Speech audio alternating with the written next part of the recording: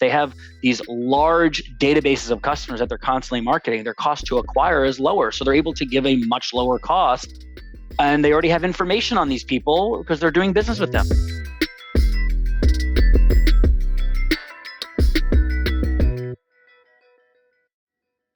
I think the Canadian reliance, perhaps some would say over-reliance on big financial institutions like big banks. And then you also mentioned earlier PayPal and Square entering the alternative financing market. I mean, where does that situate the current players in the business financing industry, specifically in the alternative lending space? Because now you're having these big players like PayPal and Square entering that have captive customers that have access to large troves of customer data. I mean, is that a cause for concern? Is it an area of innovation? What are your thoughts? As this industry matures, it's going to be even more difficult to enter, just like any emerging industry. As the industry develops, the inefficiencies are taken out, the players achieve scale, and it's difficult because what's happening right now is you're seeing a major shift in technology. 3-4 years ago, to get a decision on a submission was maybe 3, 4, 5 hours. I don't know, depending on what kind of shop it was. Now it's down to under an hour. And what do you think it's going to be in 2 or 3 years? So I think that it's super important to recognize that if you don't have technology in your business, to achieve scale will be just about impossible. And I think at this point it is impossible. It already is impossible, right? But if you're doing things without using technology to make decisions, you can make a couple shekels, at a small level, but I think that you'll be outplayed by the competition because of speed. Speed drives our industry. We all know that. Everybody is competing. I can get you this offer. I can get you this offer. And a lot of times, speed wins the deal. This offer may come in, it's better, and it's just 20 or 30 minutes behind, but the other one already has contracts out.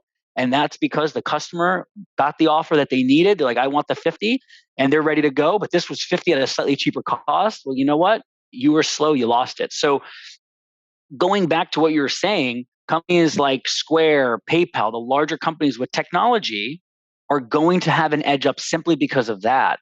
The other area where Square and PayPal have a great edge is in customer acquisition. If they have these large databases of customers that they're constantly marketing, their cost to acquire is lower. So they're able to give a much lower cost. And they already have information on these people because they're doing business with them. So now maybe their bad debt expense is lower on these customers. And these are the drivers of the business. You got your bad debt expense, your customer acquisition, your operating expense, and your cost of capital. That's it. I mean, those are the main drivers. And if you're able to reduce that, then you could be extremely competitive. And plus, it's a branding thing that they get as well. So I think that it is of a concern. I don't know if I'm concerned for Greenbox Capital. I'm not going to say I'm zero concerned. There's definitely a level of concern, but we're doing our thing. We have a strategy, right? We've been in the space for a while.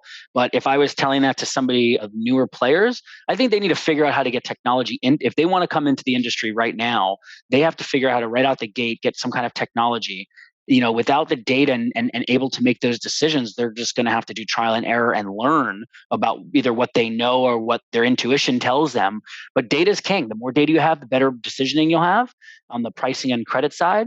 I think that there is a concern in general that everyone has to be somewhat concerned about these large behemoths of businesses. But remember, these companies, they don't need their capital arm, okay? They make billions of dollars.